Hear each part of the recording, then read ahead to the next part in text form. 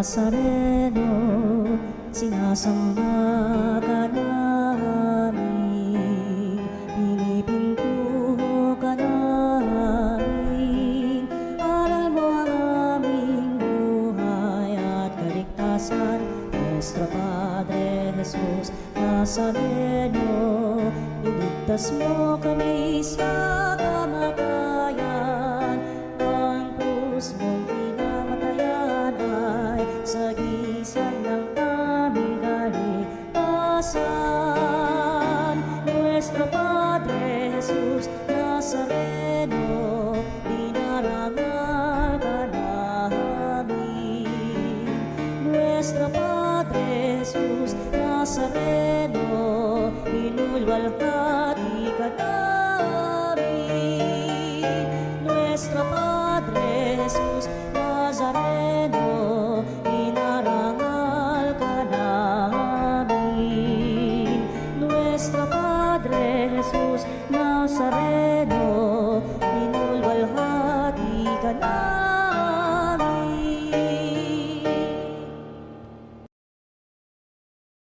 Purihin ang Panginoon, umawit ng kagalakan, at tugtugin ang gitara at ang kaaya-ayang lira. Ipanin niyo ang trumpeta.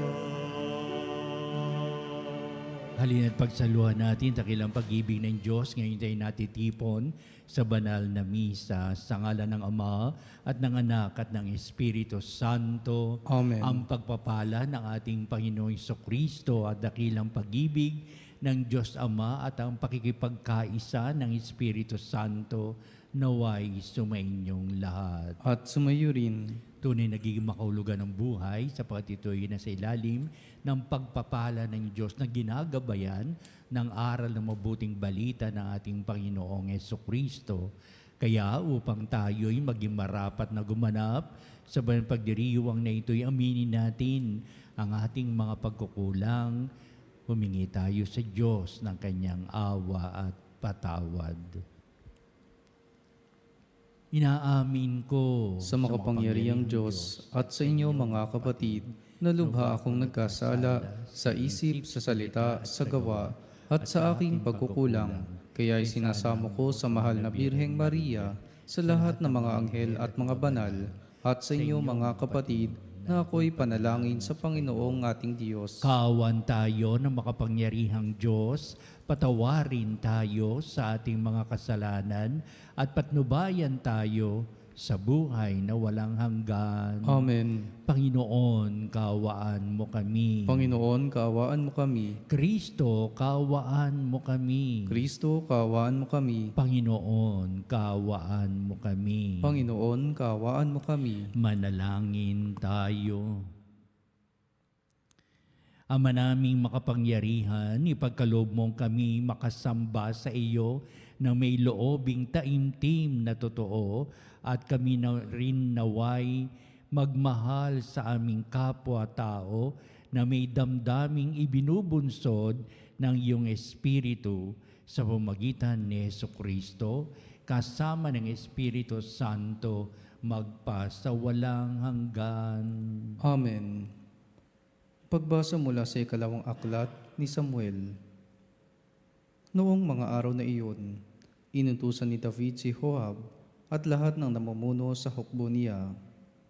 Gawin ninyo ang talaan ng bawat lipi ng Israel mula sa Dan hanggang Beerseba at dalhin ninyo agad sa akin.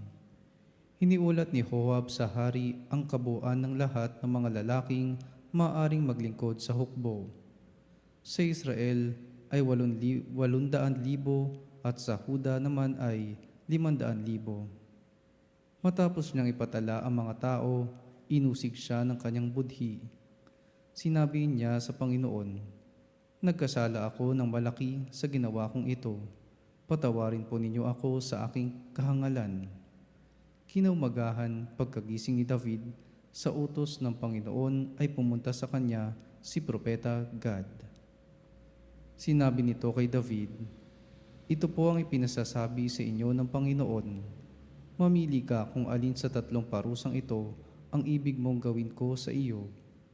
3 taong taggutom sa iyong lupain, 3 buwan na pag-uusig ng inyong mga kaaway, o 3 araw na salot. Alin ang gusto ninyo para masabi ko sa nagsugo sa akin?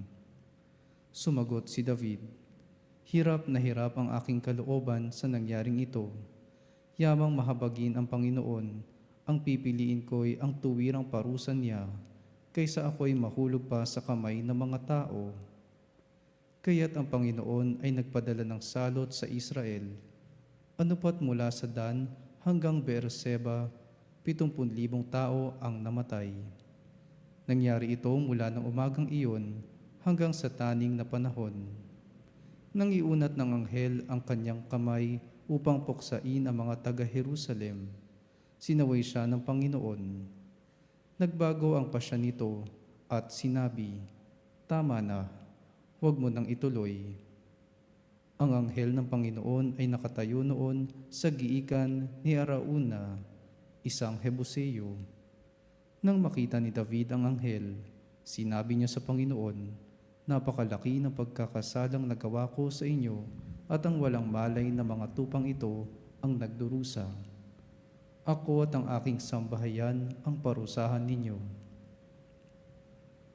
Ang salita ng Diyos. Salamat sa Diyos. Diyos ko, ako'y patawarin sa aking pagkasuwail. Diyos ko, ako'y patawarin sa aking pagkasuwail. Mapalad ang tao na pinatawad na yaong kasalanan at nalimot na rin ang kanyang nagawang mga pagsalansang. Mapalad ang taong sa harap ng poon ay di naparatangan, dahilan sa siya ay di nagkasala at hindi nanlinlang. Diyos ko, ako'y patawarin sa aking pagkasuwail. Ako ay lumapit sa iyong harapan at salay inamin. Ang aking ginawang mga pagsalansang di ko inilihim. Pinagpasyan ko ang lahat ng ito sa iyong daing, at aking natamo ang iyong patawad sa sala kong angkin. Diyos ko, ako'y patawarin sa aking pagkasuwail. Ang lahat ng tapat sa panahong kipit dapat manalangin, upang bumugsuman ang malaking bahay, di sila abutin. Diyos ko, ako'y patawarin sa aking pagkasuwail. Kublihan ko'y ikaw ang sasagip kung nababagabag. Aking aawitin ang pagkakalinga at iyong pagliligtas. Diyos ko, ako'y patawarin sa aking pagkasuwail.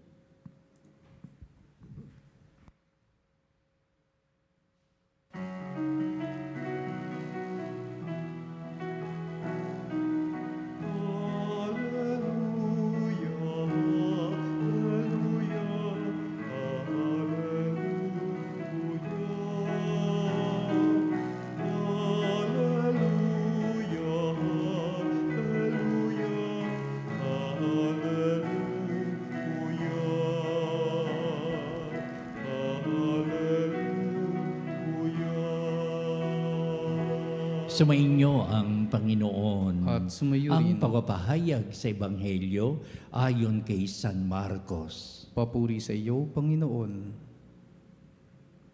Noong panahon yun, si Jesus ay nagtungo sa sariling bayan kasama ang kanyang mga alagad.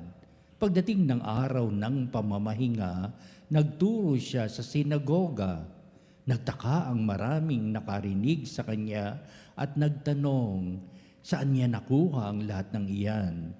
Anong karunungan itong ipinagkaloob sa kanya? Paano siya nakagagawa ng mga kababalaghan? Hindi ba ito ang karpinterong anak ni Maria at kapatid nina Santiago at Jose, Judas at Simon? Dito nakatira ang kanyang mga kapatid na babae, hindi ba?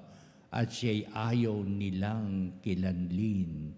Kaya't sinabi ni Jesus sa kanila, ang propeta ay iginagalang ng lahat, liban lamang ng kanyang mga kababayan, mga kamag-anak at mga kasambahay.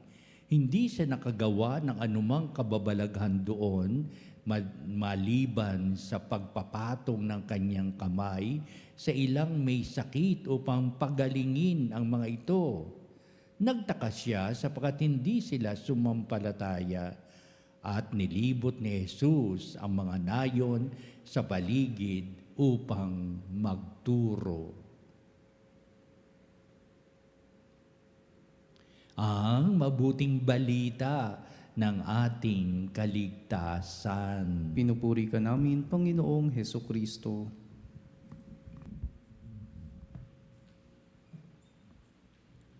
Ito ngayon ang bahagi ng kung paano ang tugon ng mga tao nung makita nila ang ating Panginoon Jesucristo na nakasakasama ang kanyang mga lagad. Marami ang nakatunghay sa kanyang panglabas na kaanyuan. Marami ang nakakakilala sa kanya sapagkat kababayan at kasamahan sa lugar ng Nazareth.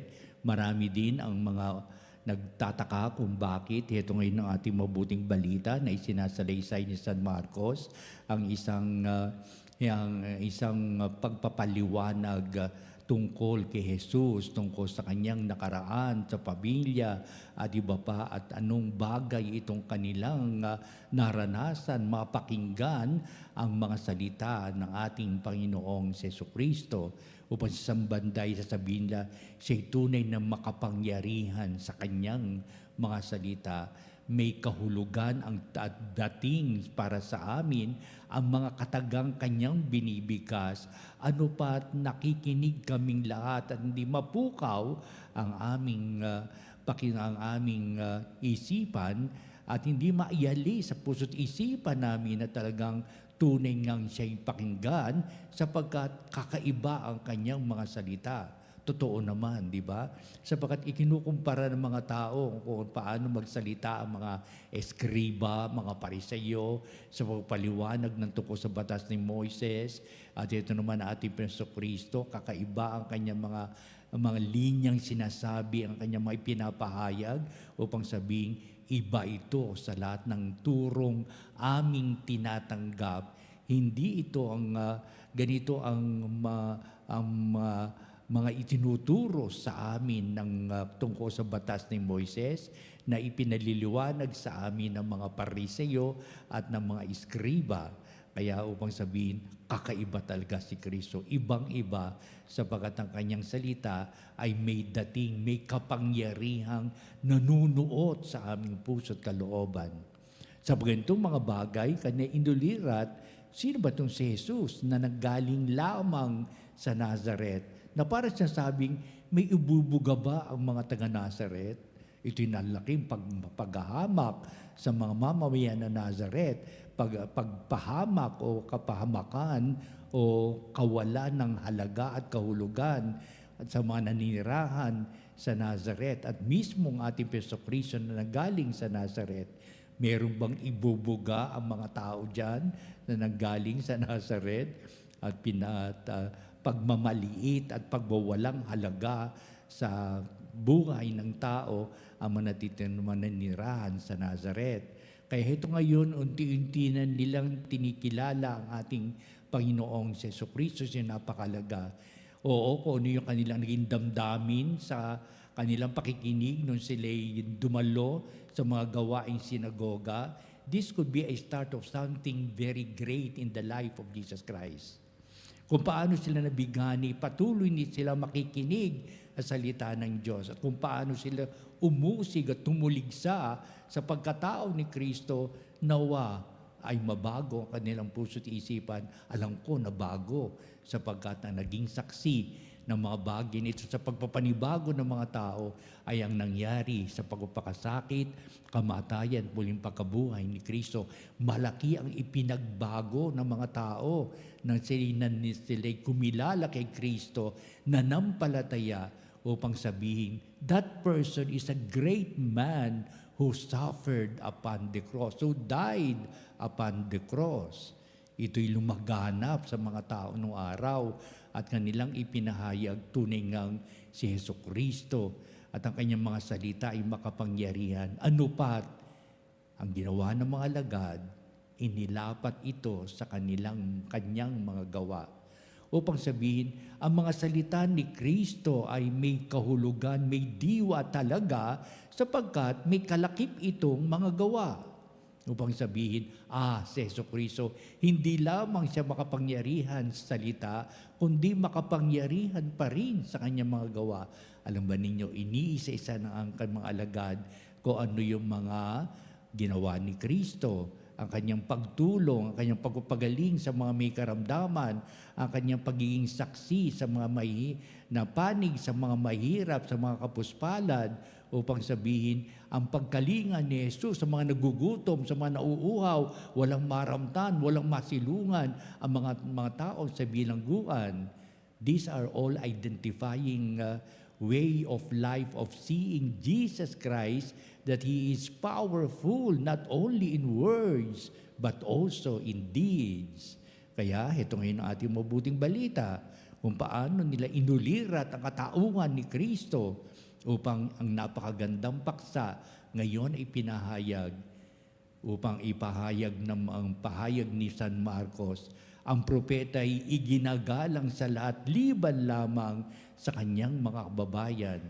Ako'y nagkaroon ng katanungan dito.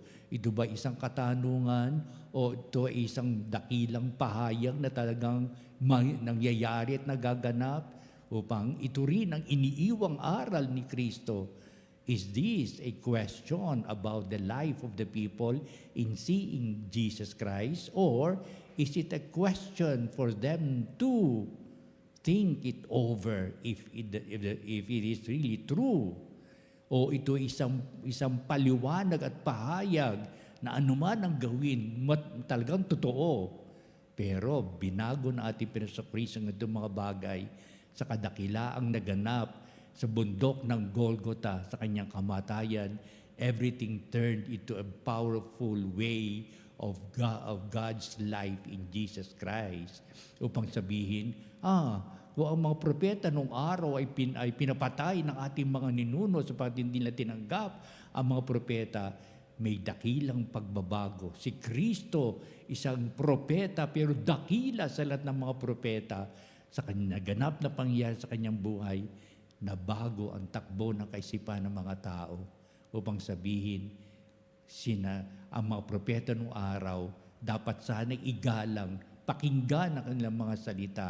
Ang kanilang mga gawa ay kahali-halina, pero hindi sila tinanggap ng mga tao at ni mismong ang kanilang kababayan, hindi sila tinanggap. Pero pagdating kay Kristo, nabago ang lahat at upang sabihin, nagsisi sila sa kanilang mga kasalanan. Sa pamamagitan ni Kristo, nagkaroon ng bagong mentalidad sa pagtanggap sa mga propeta na dapat sana ay naging bahagi ng kanilang buhay sa pagtanggap sa mga propeta. Ito ngayon ay isang taong naging propeta ng Diyos upang sabihin, lubusan na itong tinatanggap, nawa ng mga tao sa larangan ng kanilang pananampalataya. So, ito pa rin ang katanungan para sa ating lahat. May lubusan bang pagtanggap kay Kristo na siya'y makapangyarihan salita at gawa? Kung ganito ang tanggap natin, maraming mababago sa ating puso't kalooban, sa ating henerasyon, sa ating lipunan, sa ating kalikasan, sa lahat ng pag-uugali natin, ugnayang buhay natin sa isa. Sapagkat kung may pagkilala tayo kay Kristo, may pagpapahalaga tayo sa misyon ni Kristo sa ating buhay. Kung may pagkilala kay Kristo, nagpapahalaga tayo sa pag-ibig ng Panginoon, pag-ibig ng Diyos Ama. Nawa, pagkalooban tayo ng Diyos ng ganitong uri ng kaisipan bilang katalinuhan, may tuwirang pagtanggap sa ating Panginoong Kristo ngayon at magpa sa walang hanggan. Amen.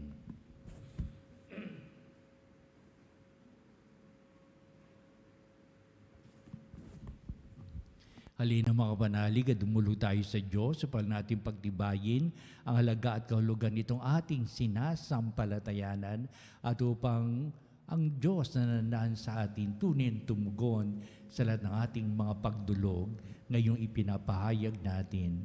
Ang ating pong tutugon sa bawat panalangin. Panginoon, dinggin mo ang aming panalangin. Panginoon, dinggin mo ang aming panalangin. Ang mga namumuno sa simbahan, naway pahayag ang salita ng Diyos ng may katapangan at isabuhay ito ng may pananalig. Manalangin tayo sa Panginoon. Panginoon, dinggin mo ang aming panalangin. Ang lahat ng mga Kristiyano naway maging maalab sa pagpapahayag ng salita ng Diyos sa mundong hindi naniniwala sa Kanya. Manalangin tayo sa Panginoon. Panginoon, dinggin mo ang aming panalangin. Ang mga misyonero naway magkaroon ng tiyaga at hindi manghina ng kalooban sa paghahasik ng mensahe ng Diyos sa mga pook na hindi bukas sa pagtanggap dito. Manalangin tayo sa Panginoon. Panginoon, dinggin mo ang aming panalangin. Ang mga may sakit at yaong mga nabibigatan sa buhay, naway makita ang pag-ibig at pagkalinga ng Diyos sa pamamagitan ng malasakit ng kanilang mga kapamilya. Manalangin tayo sa Panginoon. Panginoon, dinggin mo ang aming panalangin. Ang mga yumao naway magtamasa ng walang hanggang kapayapaan. Manalangin tayo sa Panginoon. Panginoon, dinggin mo ang aming panalangin. Sa ilang sandali ng katahimikan, ipanalangin natin ang kagalingan at natatanging kahilingan ng ating mga Eucharistic advocates.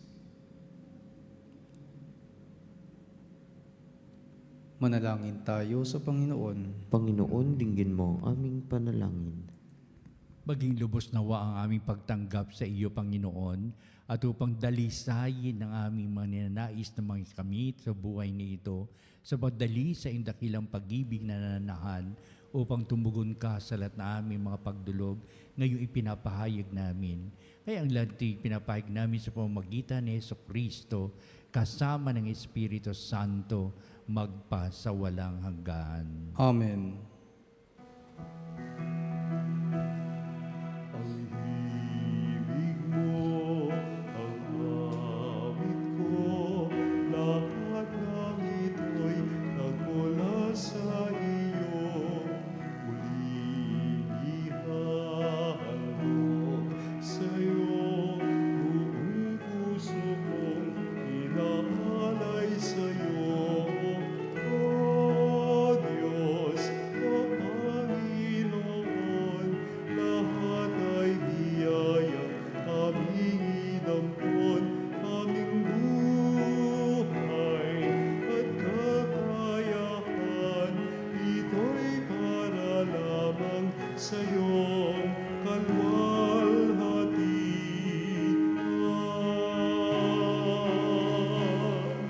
Ito'y para lamang sa iyong kalwalhatian.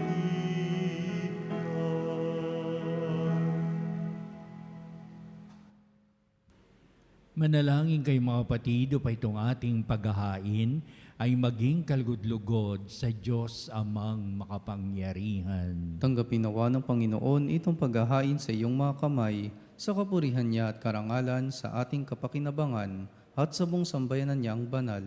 Ama naming lumikha ang mga alay na ngayon aming inihahanda sa hapag na ito ng iyong dambana ay iyong tanggapin at gawaran ng pagpapala upang mapagsaluhan namin ang kaligtasan mong ginawa sa pamamagitan ni Jesucristo kasama ng Espiritu Santo magpa sa walang hanggan. Amen. Sumainyo ang Panginoon. At sumayo rin, Itaas sa Diyos sa inyong puso at diwa. itinaas na namin sa Panginoon. Pasalamatan natin ang Panginoong ating Diyos. Marapat na siya ay pasalamatan. Ama naming makapangyarihan, tuning ang marapat na ikaw ay aming pasalamatan sa pamamagitan ni Jesucristo na aming Panginoon.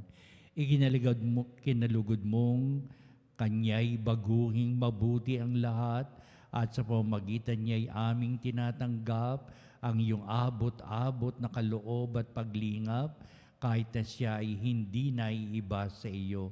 Minabuti niyang maging di rin naiiba sa mga tao. Hamak siyang tulad namin sa kamatayang totoo noong ihain niya ang sarili ng kami makasundo mo. Kaya naman iyong idinangal siya at iyong itinampok upang sa lahat siya'y manguna. Ngayon ngay lahat ng sa kanya'y nakikita ay talagang magkakamit ng iyong buhay at ligaya.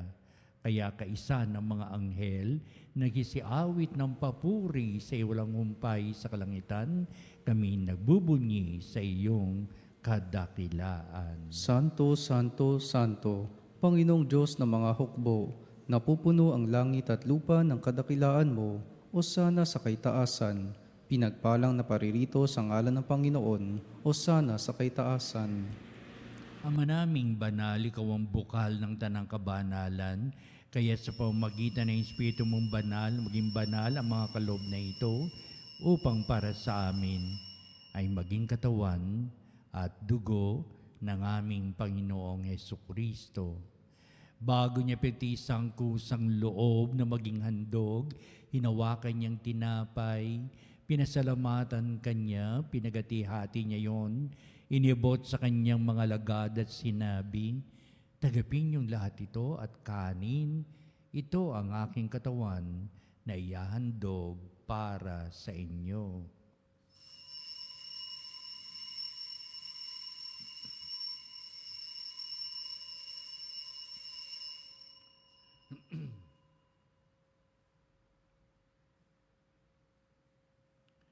Gayun din naman, pagkatapos ng hapunan, hinawakan niya ang kalis, muli kanyang pinasalamatan, inibot niya ang kalis sa kanyang mga lagad at sinabi, "Tagapin niyong lahat ito at inumin ito ang kalis ng aking dugo, ng bago walang hanggang tipan, ang aking dugo na ibubuhos para sa inyo at para sa lahat sa ikapagpapatawad ng mga kasalanan. Gawin ninyo ito sa pag-alaala sa akin."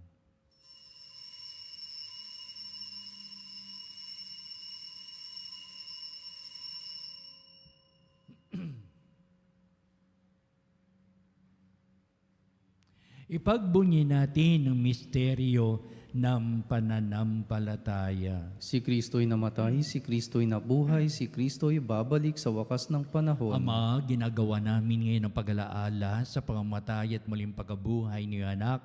Kaya tinialay namin sa iyo ang tinapay bibigay buhay at ang kalis na nakakaloob ng kaligtasan.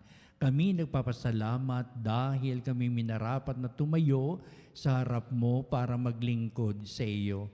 Sinasamo namin kami magsalo-salo sa katawan dugo ni Kristo ay mabuklod sa pagkakaisa sa mamagitan ng Espiritu Santo. Ang malingapi mo yung simbang laganap sa buong daigdig. Puspusin mo kami sa pag-ibig kay San Leon na aming Santo Papa, si Elias na aming Obispo at ng Tanang Kaparian. Alalahanin mo rin ang aming mga kapatid na nahimlay na may pag-asang sila'y muling mabubuhay, gayon din ang lahat ng mga pumanaw. Kaawaan mo sila at patuloyin sa iyong kaliwanagan. Kaawaan mo at pagindapatin kaming lahat na makasalo sa iyong buhay na walang wakas, kaisa ng mahal na Birheng Maria na ina ng Diyos, si San Jose na kanyang dakilang kabiyak ng puso at ang lahat ng mga apostol at mga banal na namuhay dito sa daigdig ng kalugod-lugod sa iyo. Maipagdiwang nawa namin ang pagpupuri sa ikararangal mo sa pamamagitan ng iyong anak na aming Panginoong Hesukristo. Sa pamamagitan ni Kristo, kasama niya at sa Kanya, o Diyos amang makapangyarihan, ikaw ay pinupuri at ipinagdarangal kaisa ng Espiritu Santo magpa sa walang hanggan. Amen. Amen. Amen.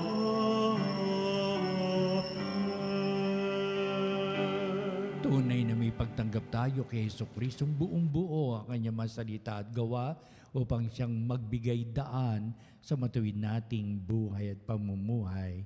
Ating ngayong awitin ang panalangin itinuro sa atin na ating Jesucristo ang Ama namin. Ama namin, sumasalangit ka, sambahin ang ngalan mo, mapasa amin ang kaharian mo,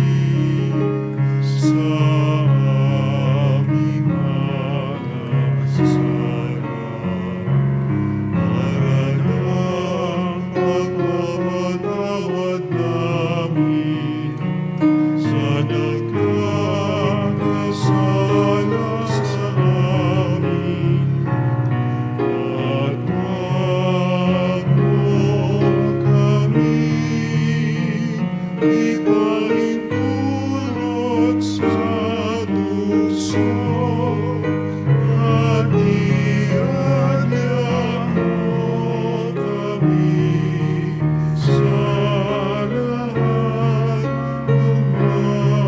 masama.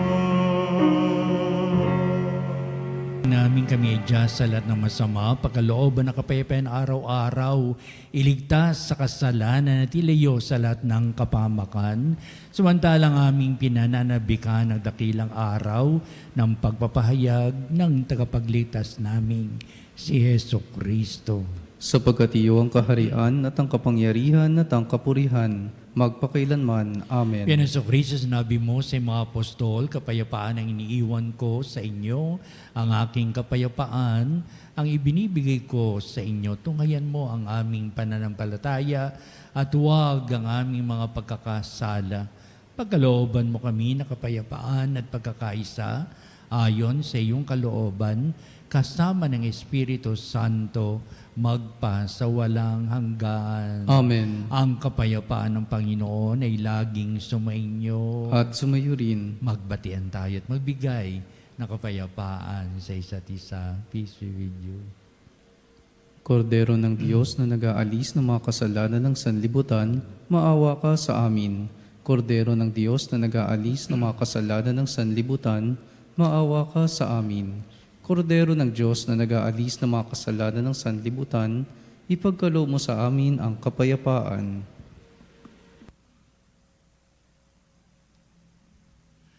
Narito ang kordero ng Diyos na nag-aalis ng mga kasalanan ng sanglibutan, mapalad na matinatawag sa piging ng kordero. Panginoon, hindi ako karapat-dapat na magpatuloy sa iyo, ngunit sa isang salita mo lamang ay gagaling na ako.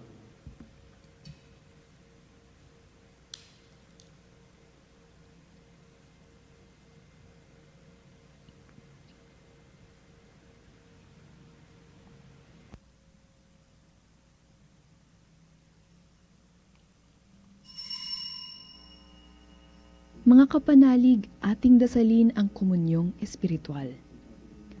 O Jesus, nananalig ako sa pananahan mo sa kabanal-banalang sakramento. Minamahal kita higit sa lahat at hangad ka ng aking kaluluwa. Hindi ko man matatanggap ngayon ang iyong katawan at dugo, inaasahan ko na patuloy kang mamumuhay sa aking puso. Naniniwala ako na narito ka at kaisa ka ng aking buong pagkatao.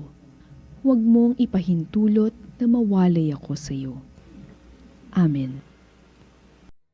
Panalangin sa karangalan ng Nuestro Padre Jesus Nazareno.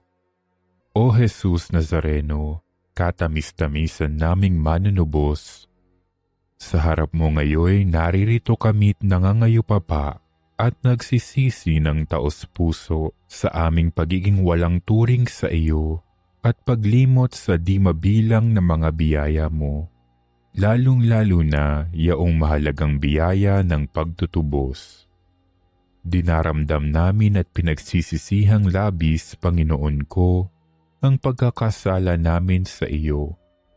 Ikinalulungkot namin ang pagiging dahilan ng pagpapasan mo ng krus na iyan sa gitna ng mga hirap at kapaitan, hanggang sa inihandog mo ang iyong buhay sa bundok ng Kalbaryo, sa pagkaibig mo lamang na matubos kami at ang sangkatauhan mula sa sala. Pakabanalin mo, O Panginoon, ang aming pagnanais at ipagtanggap mo sa amin ang iyong biyaya. Maging tagapamagitan nawa ang iyong ina, ang kalinis-linisang Birheng Maria.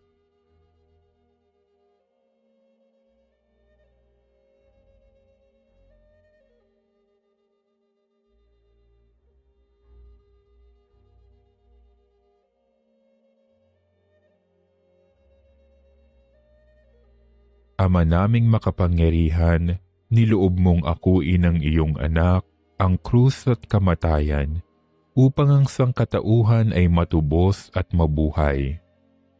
Ang pag-ako namin sa krus at kamatayan dito sa lupa, ayon sa diwa ng pagsunod sa iyong loob, na ginanap ng iyong anak ay magpagindapat nawa naming kamtin ang lubos na katubusan at pagkabuhay sa iyong piling sa pamamagitan ni Hesukristo kasama ng Espiritu Santo, magpasawalang hanggan.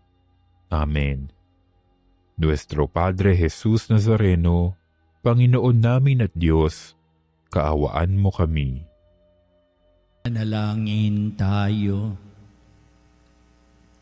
Ama naming mapagmahal, kami nagsipakinabang sa piging ng aming kinamtang kaligtasan ay humihiling na iyong bigyang kaunlaran sa pananampalatayang wagas kailanman sa tulong ng panubos na ngayon iyong bigay sa pamamagitan ni Jesucristo kasama ng Espiritu Santo magpasawalang hanggan. Amen. Sumainyo ang Panginoon. At sumayo rin. Pagpalain kayo ng makapangyarihang Diyos Ama at Anak at Espiritu Santo. Amen. Humayo kayo sa pahayag ni Jesucristo upang kanyang salita ay may kapangyarihang dumating sa ating buong buhay magpakailanman.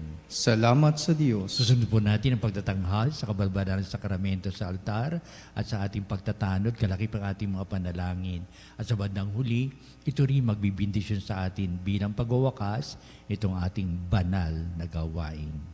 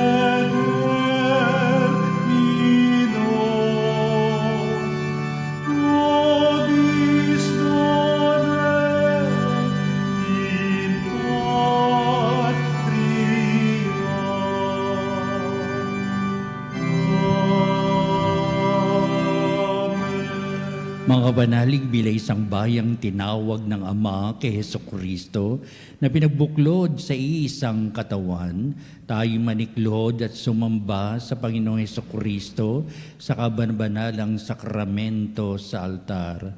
Sa sandaling ito ng pagpupuri at pagsamba sa banal na sakramento, alalahanin natin ang ating mga kapanalig na kasama natin ngayon nakikinig at nakasubaybay sa ating himpilan.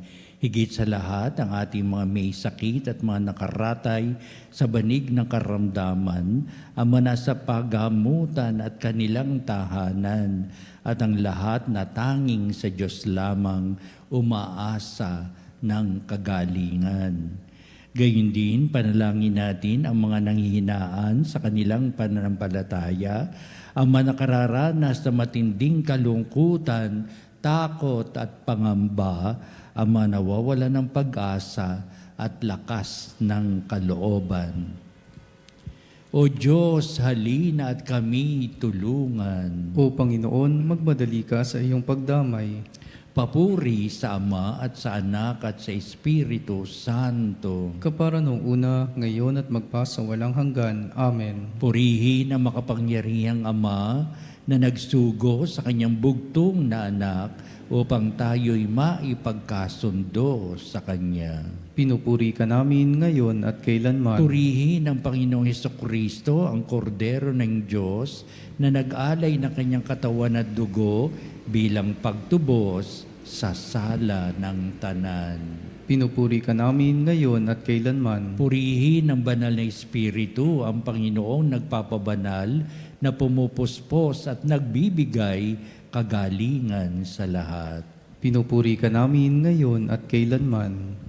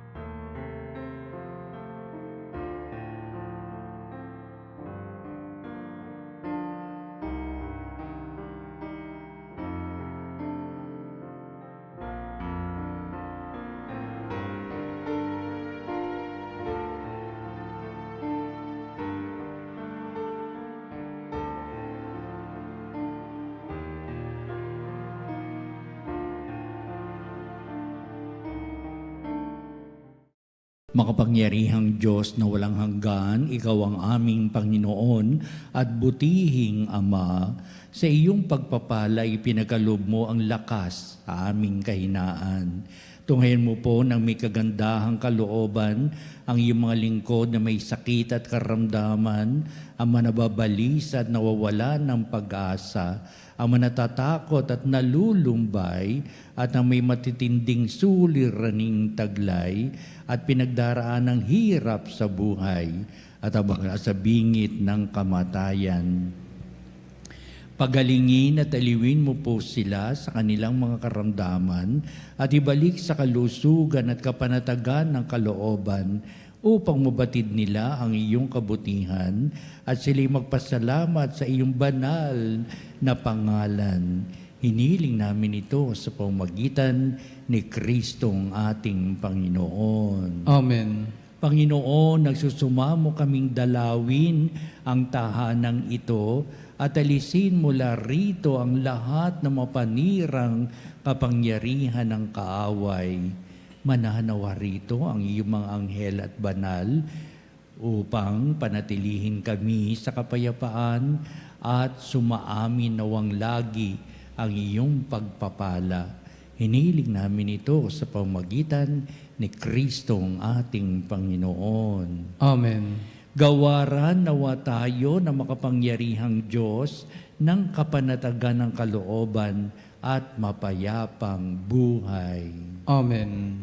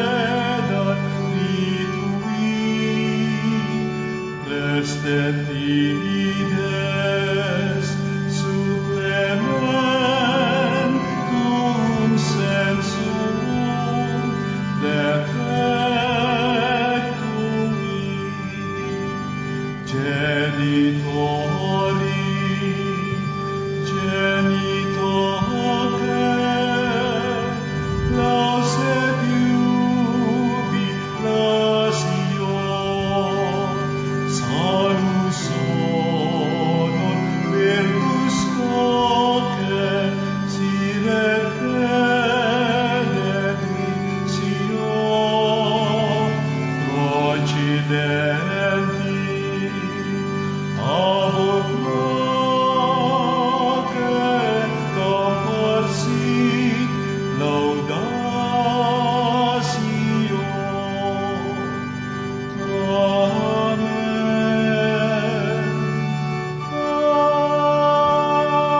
Amen.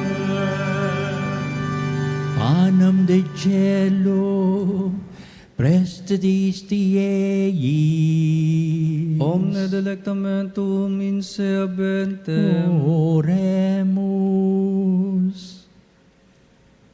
Deus, qui nobis sub sacramento mirabili, passiones tui memoriam reliquisti, tribue quesimus, et nos corporis et sanguinis, tui sacra mysteria venerari, o redemptiones tui fructum in nobis iuditor sensiamus, qui vives et reinas in saecula saeculorum. Amen.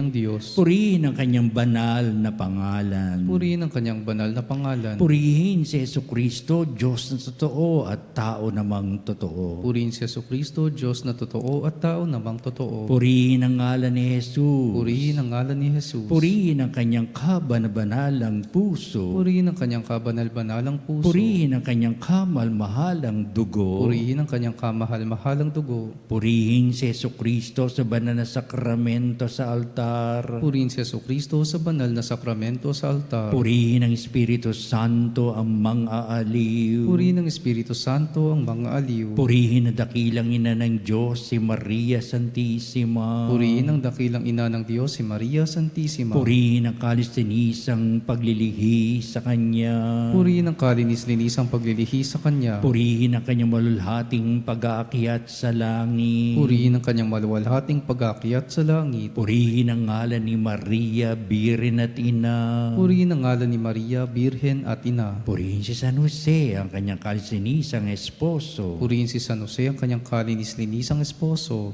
Purihin ang Diyos sa kanyang mga anghel at mga santo. Purihin ang Diyos sa kanyang mga anghel at mga santo.